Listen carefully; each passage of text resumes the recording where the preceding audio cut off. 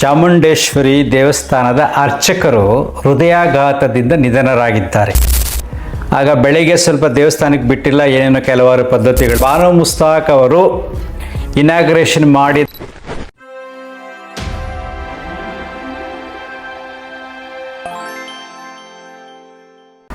ನಮಸ್ಕಾರ ಸ್ನೇಹಿತರೆ.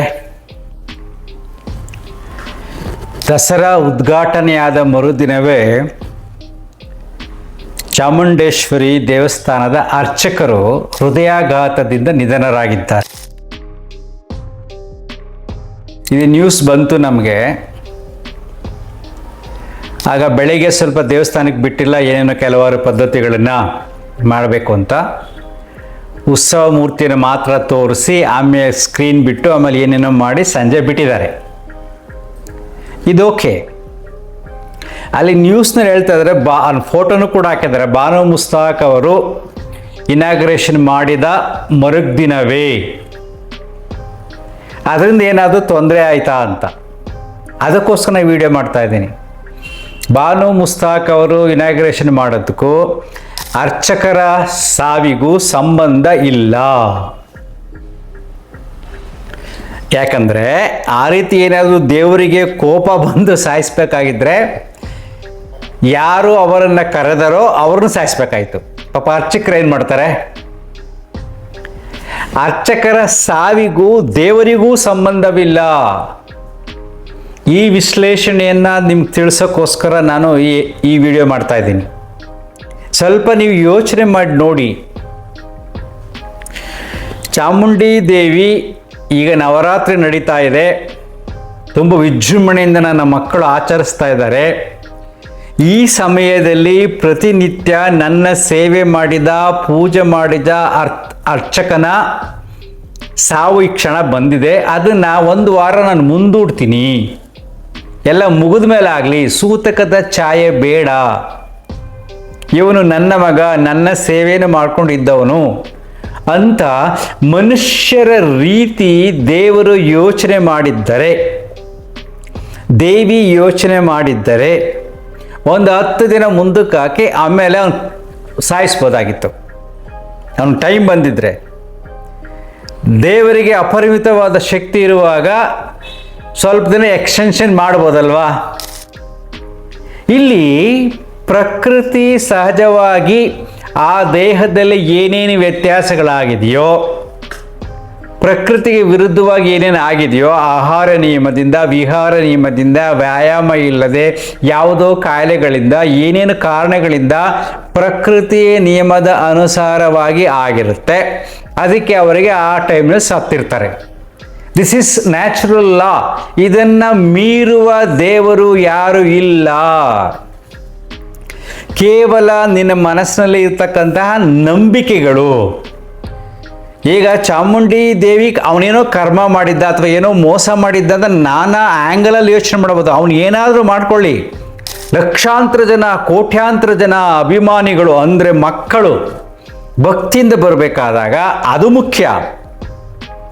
ಸೊ ಬೆಳಗ್ಗೆ ದೇವಸ್ಥಾನ ಅನೌನ್ಸ್ ಮಾಡಿದ್ದಾರೆ, ಬರಬೇಡಿ ತುಂಬ ಜನ ಅನೌನ್ಸ್ ಮಾಡಿದ್ದಾರೆ, ಆಮೇಲೆ ಬಿಟ್ಟಿದ್ದಾರೆ ಸಂಜೆ.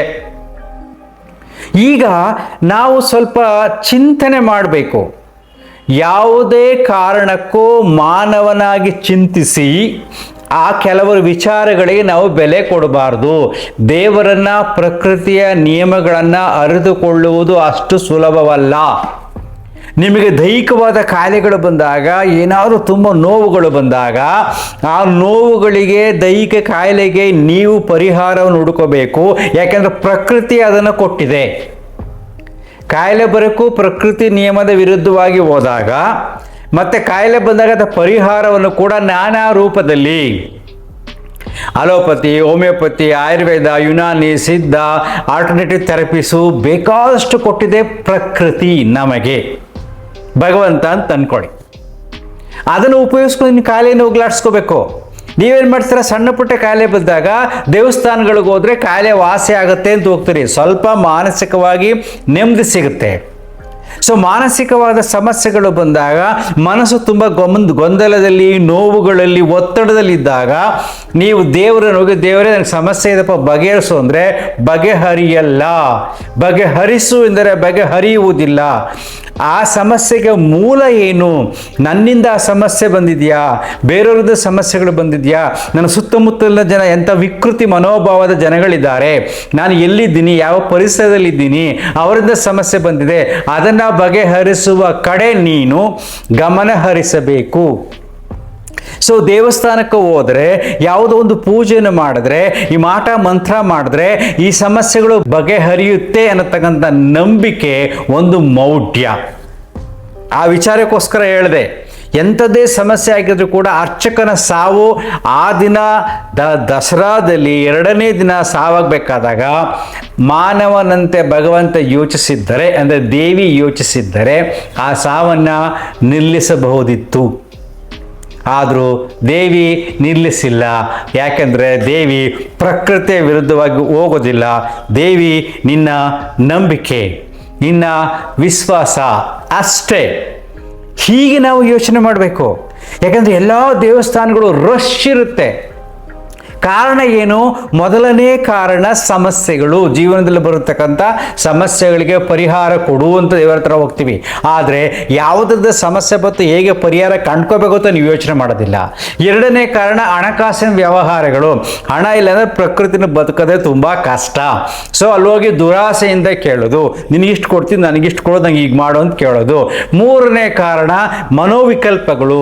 ಮನಸ್ಸಿಂದ ಬರತಕ್ಕಂಥ ನಾನಾ ಸಮಸ್ಯೆಗಳು, ಸಂಬಂಧಗಳಿಂದ, ಸಮಾಜದಿಂದ ಬರತಕ್ಕಂಥ ಸಮಸ್ಯೆಗಳನ್ನು ಹೋಗಲಾಡಿಸಲಾಗದೆ ನಾವು ದೇವ್ರನ್ನು ಕೇಳ್ತೀವಿ, ಅದು ಹೋಗೋದಿಲ್ಲ. ಆ ಸಮಸ್ಯೆಯನ್ನು ಅರ್ಥ ಮಾಡಿಕೊಂಡು ಮನಸ್ಸನ್ನು ಖಾಲಿ ಮಾಡುವ ವಿಧಾನವನ್ನು ಕಲಿಬೇಕು. ಆ ವಿಚಾರವನ್ನು ತಿಳಿಸೋಕ್ಕೋಸ್ಕರ ನಾನು ಉದಾಹರಣೆಗೆ ತಗೊಂಡೆ. ಯಾಕೆಂದರೆ ಎಷ್ಟೋ ಘಟನೆಗಳನ್ನು ನೋಡಿ, ದೇವಸ್ಥಾನದಲ್ಲೇ ತುಂಬ ಜನ ಸತ್ತಿದ್ದಾರೆ, ದೇವಸ್ಥಾನಕ್ಕೆ ಹೋಗೋರು ತುಂಬ ಜನ ಸತ್ತಿದ್ದಾರೆ, ದೇವಿಯ ದರ್ಶನ ಮಾಡಿಕೊಂಡು, ದೇವರ ದರ್ಶನ ಮಾಡ್ಕೊಂಡು ಬರಬೇಕಾದ್ರೆ ಆಕ್ಸಿಡೆಂಟಲ್ಲಿ ತುಂಬ ಜನ ಸತ್ತಿದ್ದಾರೆ.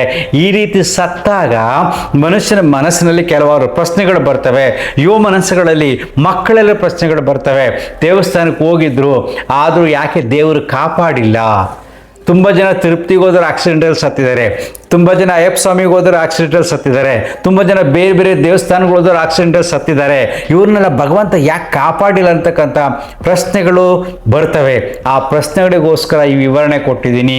ನಿಮ್ಮ ಸಾವಿಗೂ, ಆಕ್ಸಿಡೆಂಟಲ್ಲಿ ಆಗತಕ್ಕಂಥ ಸಾವಿಗೂ, ಯಾವುದೇ ಸಾವಿಗೂ ದೇವರು ಕಾರಣ ಅಲ್ಲ. ನೀವು ಬರುವ ರೀತಿ, ನಿಮ್ಮ ಮನಸ್ಥಿತಿ, ನಿಮ್ಮ ಚಿಂತನೆ, ಅದೇನೇನೆಲ್ಲ ಕಲ್ತಿದ್ದೀರೋ ಆ ವಿದ್ಯೆಗಳೇ ಎಲ್ಲ ಸಮಸ್ಯೆಗಳು ನಮಗೆ ಮೂಲ ಕಾರಣ. ಆ ಸಮಸ್ಯೆಯನ್ನು ಬಗೆಹರಿಸ್ಕೋಬೇಕು.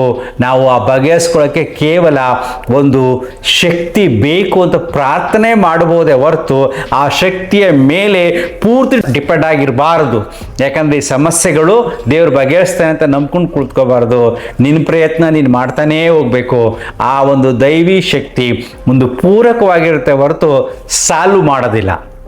ಆ ರೀತಿ ಸಾಲ್ವ್ ಮಾಡೋಂಗಿದ್ದಿದ್ರೆ ನೂರಾರು ಜನ, ಸಾವಿರಾರು ಜನ ಪ್ರಾರ್ಥನೆ ಮಾಡಿ ಈ ಭೂಮಿಯ ಮೇಲೆ ನಡೀತಕ್ಕಂಥ ಯುದ್ಧಗಳನ್ನು ನಿಲ್ಲಿಸಬಹುದಾಗಿತ್ತು. ಈ ಭೂಮಿ ಮೇಲೆ ನಡೀತಕ್ಕಂಥ ಎಲ್ಲ ಸಮಸ್ಯೆಗಳನ್ನು, ಪ್ರವಾಹಗಳನ್ನು, ಭೂಕಂಪಗಳನ್ನು, ಸುನಾಮಿಗಳನ್ನು ನಿಲ್ಲಿಸಬಹುದಾಗಿತ್ತು. ಆದರೆ ಅದಕ್ಕೆ ಯಾವುದಕ್ಕೂ ದೇವರು ಬರೋದಿಲ್ಲ. ಪ್ರಕೃತಿ ನಿಯಮವನ್ನು ಅನುಸರಿಸಿಕೊಂಡು ನಾವು ಬದುಕುವ ಕಲೆಯನ್ನು ನಾವು ಕಲಿಬೇಕು. ಅದಕ್ಕೆ ಹೇಳೋದು, ಪ್ರಕೃತಿಯ ದೇಹ ಬಂದಿದೆ, ಪ್ರಕೃತಿ ಧರ್ಮದ ಅನುಸಾರವಾಗಿ ಈ ದೇಹವನ್ನು ಕಾಪಾಡ್ಕೊಳ್ಳಿ, ಮನಸ್ಸನ್ನು ಕಾಪಾಡ್ಕೊಳ್ಳಿ, ನೆಮ್ಮದಿಯಾಗಿ ಖುಷಿಯಾಗಿರಿ, ಅಂತರ್ಮುಖಿ ಸದಾ ಸುಖಿ. Thank you.